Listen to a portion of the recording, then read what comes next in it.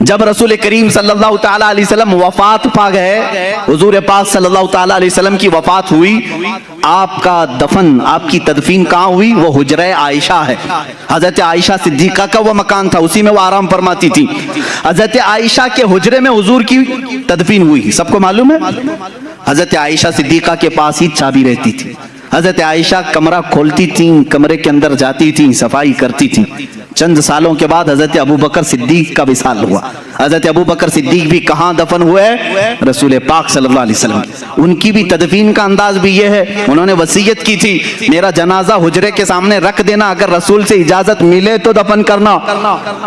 2.5 سال کے بعد وفات ہوئی، حضور کی وفات کے 2.5 سال کے بعد۔ کوئی صحابی یہ نہیں پوچھ رہا حضرت ابوبکر سے اجازت ہم کیسے لیں گے، وہ تو قبر میں ہے، کسی نے پوچھا نہیں۔ حضرت ابوبکر نے وصیت کی، سب نے کہا ہاں پوچھ لیں گے۔ اس کا مطلب ہے ان کا عقیدہ تھا رسول۔ دیکھو میرے عزیزو، اور ہوا بھی ہے کہ ان کی قبر کو حضور کے پہلو میں رکھا گیا۔ حضرت عائشہ کے کون ہیں؟ حضرت ابوبکر والد ہیں نا، حضرت ابوبکر صدیق حضرت عائشہ کے باپ ہیں، والد ہیں، اور حضور صلی اللہ علیہ وسلم ان کے کیا ہیں؟ شوہر ہیں۔ حضور حضرت عائشہ کے کیا ہیں؟ شوہر ہیں۔ دونوں بھی محرم ہیں، دونوں محرم ہیں۔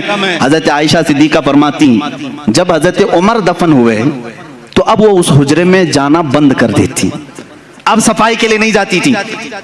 جب تک حضرت ابوبکر اور حضور صلی اللہ علیہ وسلم تھے، حضرت عائشہ اس حجرے میں جاتی تھی، اس حجرے میں جاتی تھی۔ جب حضرت عمر اس میں دفن ہو گئے، آپ نے چابی دوسرے کے ہاتھ میں دے دی اور وہاں نہیں جانے لگی۔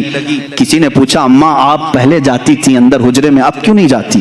کہتی ہیں رسول میرے محرم تھے، ابوبکر میرے محرم تھے، عمر میرے لیے غیر محرم ہے، میں ان سے پردہ کرنے کے لیے نہیں جاتی۔ مجھے بتاؤ اماں عائشہ، پردے کا حکم تو زندوں کے لیے ہے، پردے کا حکم کس کے لیے ہے؟